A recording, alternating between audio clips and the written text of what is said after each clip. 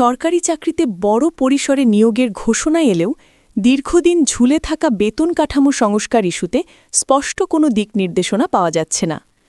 জাতীয় সংসদে লিখিত জবাবে প্রধানমন্ত্রী তারেক রহমান জানিয়েছেন, জনপ্রশাসন মন্ত্রণালয় ও অধীন দপ্তরগুলোর শূন্য পদে ২,৮৭৯ জন নিয়োগের কার্যক্রম ইতিমধ্যে চলমান।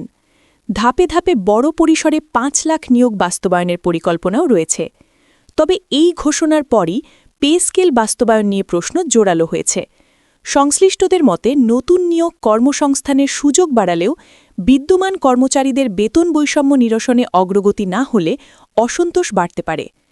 অর্থনীতিবিদদের একটি অংশ বলছেন, একদিকে ব্যাপক নিয়োগ, অন্যদিকে পে স্কেল সংস্কার, এই দুই ক্ষেত্রে সরকারের ওপর বড় ধরনের আর্থিক চাপ পড়তে পারে। ফলে সরকার ধাপে ধাপে এগোনোর কৌশল নিচ্ছে বলেও ধারণা করা হচ্ছে। সংসদে প্রধানমন্ত্রী আরও জানান, প্রতিটি ইউনিয়ন ও উপজেলায় খেলার মাঠ গড়ে তোলা, তথ্যপ্রযুক্তি খাতে অবকাঠামো উন্নয়ন এবং অনলাইন লেনদেন সেবা চালুর উদ্যোগ নেওয়া হয়েছে। পাশাপাশি ক্রীড়াবিদদের জন্য ভাতা চালু এবং বিদেশগামী শিক্ষার্থীদের ঋণের সীমা বাড়ানোর কথা উল্লেখ করেন তিনি। বিশ্লেষকদের মতে নিয়োগ ও পে স্কেল দুই বিষয়ে সমন্বিত পরিকল্পনা না এলে প্রশাসনের ভারসাম্য রক্ষা কঠিন হতে পারে। তারেক রহমানের সিদ্ধান্ত মোতাবেক বিশেষ কার্যক্রমগুলো এমনভাবে তৈরি করা হয়েছে যা অত্যন্ত ভারসাম্যপূর্ণ এবং যৌক্তিক। ইতিমধ্যে অর্থ মন্ত্রণালয় থেকে একটি গুরুত্বপূর্ণ বার্তা উপস্থাপন করা হয়েছে। এই বার্তার মধ্যে সবচেয়ে আকর্ষণীয় দিক হল সিলেকশন গ্রেড ও টাইম স্কেল সহ অন্যান্য সুযোগ সুবিধা ফিরিয়ে আনা। কমিশনের একাধিক সূত্র আজকের বৈঠকে উপস্থিত থাকায় তারা গ্যাজেট প্রদান সম্পর্কে অত্যন্ত গুরুত্বপূর্ণ এবং ইতিবাচক আলোচনা তুলে ধরেন। পে কমিশনের চেয়ারম্যান জাকির আহমেদ খান বলেন, আমরা অন্তর্বর্তীকালীন আমল থেকেই বেতন বৃদ্ধির লক্ষ্যে কাজ চালিয়ে যাচ্ছি। নতুন প্রধানমন্ত্রী যেহেতু আমাদেরকে কাজের জন্য বহাল রেখেছেন, তাই আমরা পূর্বের সিদ্ধান্ত মোতাবেক এখন পর্যন্ত আমাদের দায়িত্ব অত্যন্ত সঠিকভাবে পালন করছি। প্রধানমন্ত্রী তারেক রহমান আমাদেরকে যেভাবে সিদ্ধান্ত বাস্তবায়ন করার নির্দেশ দিয়েছেন, আমরা তার সেই সিদ্ধান্তকে পূর্ণ সমর্থন জানিয়ে খসড়া সংশোধনের কাজ প্রায় সম্পন্ন করে এনেছি। ইতিমধ্যেই এই নতুন খসড়াটি ৬ সদস্য বিশিষ্ট পর্যালোচনা কমিটির কাছে প্রেরণ করা হয়েছে। প্রধানমন্ত্রী তাদেরকে কড়া নির্দেশ দিয়েছেন যেন খুব দ্রুত সময়ের মধ্যে চূড়ান্ত রিপোর্ট প্রধানমন্ত্রীর কার্যালয়ে জমা দেওয়া হয়, কেননা ইতিমধ্যেই অনেক সময় ক্ষেপণ হয়েছে যা সাধারণ ও নিম্ন আয়ের সরকারি কর্মচারীদের জীবনে চরম আর্থিক টানাপোড়েন ও হতাশা তৈরি করেছে। তাই পরবর্তীতে যাতে আর কোনোভাবেই সময় ক্ষেপণ না হয়, সেই বিষয়গুলো নিয়ে যথাযথভাবে এবং দ্রুত গতিতে কাজ শুরু করেছেন তারেক রহমান। একই সঙ্গে নবম পে স্কেল বাস্তবায়ন করার লক্ষ্যে যে সকল কর্মচারী সংগঠন দীর্ঘদিন ধরে মাঠে থেকে কাজ চালিয়ে যাচ্ছেন, তাদের প্রস্তাব ও পরামর্শকে খুবই গুরুত্ব সহকারে দেখছেন সংশ্লিষ্ট ব্যক্তিবর্গ।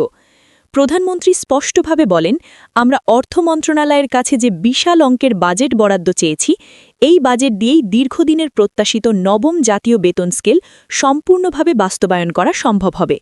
বিশেষ করে এই নতুন বেতন কাঠামো বাস্তবায়নের জন্য বাৎসরিক ১,৬০,০০০ কোটি টাকা বাজেটের আবেদন জানানো হয়েছিল। আনন্দের বিষয় হল ইতিমধ্যেই আমাদের এই কাঙ্ক্ষিত বাজেট মঞ্জুর ও ঘোষণা করেছে অর্থ মন্ত্রণালয়। তাই আমরা আর নতুন করে কোনো সময় ক্ষেপণ না করে দ্রুত চূড়ান্ত সিদ্ধান্ত নেওয়ার লক্ষ্যে দিনরাত কাজ চালিয়ে যাচ্ছি। দীর্ঘদিন ধরে বেতন বৈষম্যের শিকার সরকারি কর্মচারীরা বর্তমান বাজারের দ্রব্যমূল্যের ঊর্ধ্বগতির সাথে তাল মেলাতে হিমশিম খাচ্ছেন। বিশেষ করে ১১ থেকে ২০ গ্রেডের কর্মচারীদের জীবনযাত্রা অত্যন্ত কঠিন হয়ে পড়েছে। তাদের দীর্ঘদিনের দাবি ছিল একটি সম্মানজনক বেতন কাঠামো যা তাদের মৌলিক চাহিদাগুলো পূরণে সক্ষম হবে। আজকের বৈঠকে আলোচনার প্রধান বিষয়বস্তু ছিল এই বিশাল জনগোষ্ঠীর অর্থনৈতিক মুক্তি। প্রধানমন্ত্রী নিজে যখন এই বিষয়ে সরাসরি তদারকি করছেন, তখন কর্মচারীদের মধ্যে নতুন করে আশার আলো দেখা দিয়েছে। প্রশাসনের বিভিন্ন স্তরে এই নিয়ে গুঞ্জন চলছে যে এবার হয়তো সত্যিই দীর্ঘ প্রতীক্ষার অবসান ঘটতে যাচ্ছে। সচিবালয়ের প্রতিটি বারান্দায় এখন পে স্কেল নিয়ে আলোচনা। কর্মকর্তাদের মতে কেবল নতুন নিয়োগ দিয়ে প্রশাসন চালানো সম্ভব নয় যদি না বিদ্যমান কর্মকর্তাদের মধ্যে কাজের উৎসাহ বজায় থাকে। বেতন বৃদ্ধির মাধ্যমে যদি তাদের আর্থিক নিরাপত্তা নিশ্চিত করা যায়, তবে দুর্নীতি কমার পাশাপাশি কাজের গতিশীলতা কয়েক গুণ বৃদ্ধি পাবে। সরকার এই বিষয়টি মাথায় রেখে একটি দীর্ঘমেয়াদী পরিকল্পনা গ্রহণ করেছে। এই পরিকল্পনার আওতায় শুধু বেতন বৃদ্ধিই নয়, বরং আবাসন সমস্যা সমাধান এবং চিকিৎসা ভাতার আমূল পরিবর্তনের প্রস্তাব রাখা হয়েছে। প্রধানমন্ত্রী তারেক রহমানের নেতৃত্বে গঠিত বিশেষ সেলটি বর্তমান মুদ্রাস্ফীতি এবং বিশ্ব অর্থনীতির প্রেক্ষাপট বিবেচনা করে নতুন বেতন কাঠামোর খুঁটিনাটি যাচাই করছে।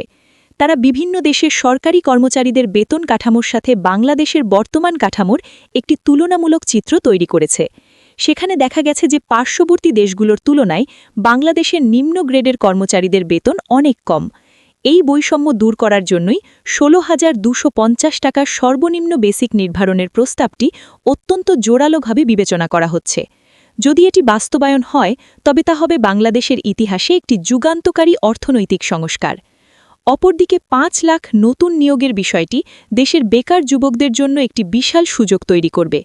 সরকার মনে করছে প্রশাসনকে আধুনিকায়ন করতে হলে যেমন দক্ষ জনবলের প্রয়োজন, তেমনি তাদের উপযুক্ত পারিশ্রমিক দেওয়াও সমান গুরুত্বপূর্ণ। এই বিশাল সংখ্যক জনবল যখন প্রশাসনে যুক্ত হবে তখন সেবার মান বৃদ্ধি পাবে এবং সাধারণ মানুষ দ্রুত সরকারি সেবা লাভ করতে পারবে। তবে এই নতুন নিয়োগের সাথে পে স্কেলের সমন্বয় করাটাই এখন সবচেয়ে বড় চ্যালেঞ্জ।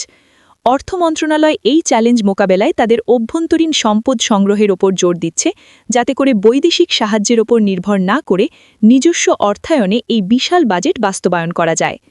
জনসাধারণের মধ্যে এই নিয়ে মিশ্র প্রতিক্রিয়া থাকলেও সরকারি কর্মচারীদের পরিবারগুলোতে এখন আনন্দের আমেজ। অনেকেই বলছেন যে নতুন পে স্কেল বাস্তবায়ন হলে তারা তাদের সন্তানদের উন্নত শিক্ষা এবং উন্নত চিকিৎসার ব্যবস্থা করতে পারবেন। সামাজিক নিরাপত্তা নিশ্চিত করার জন্য সরকারের এই সাহসী পদক্ষেপকে বিভিন্ন মহল থেকে সাধুবাদ জানানো হচ্ছে। বিশেষ করে পেনশনারদের জন্য শতভাগ পেনশন সুবিধার ঘোষণাটি অবসরপ্রাপ্ত অফিসারদের মুখে হাসি ফুটিয়েছে। দীর্ঘ কর্মজীবন শেষে তারা যেন মাথা উঁচু করে সম্মানের সাথে বাঁচতে পারেন, সেই নিশ্চয়তা আজ সরকার দিতে যাচ্ছে। সবশেষে বলা যায় যে বাংলাদেশের প্রশাসনিক ইতিহাসে আজকের এই সময়টি অত্যন্ত গুরুত্বপূর্ণ। একদিকে বিশাল নিয়োগের হাতছানি আর অন্যদিকে জীবনমান উন্নয়নের নতুন পে স্কেল। এই দুইয়ের মেলবন্ধনে একটি সমৃদ্ধ এবং দক্ষ প্রশাসন গড়ে তোলার যে স্বপ্ন প্রধানমন্ত্রী দেখছেন তা বাস্তবায়নের পথে এখন শুধু সময়ের অপেক্ষা।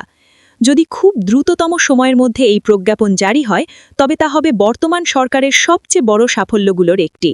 দেশের প্রতিটি প্রান্তের মানুষ এখন সেই মাহেন্দ্রকণের অপেক্ষায় প্রহর গুনছে, যখন তাদের দীর্ঘদিনের স্বপ্নগুলো বাস্তব রূপ পাবে এবং একটি সুন্দর ও উন্নত ভবিষ্যৎ নিশ্চিত হবে। সচিবালয় থেকে জেলা পর্যায় পর্যন্ত সর্বত্র এখন একই প্রার্থনা, যেন দ্রুততম সময়ে এই সুখবরটি সবার কাছে পৌঁছে যায়।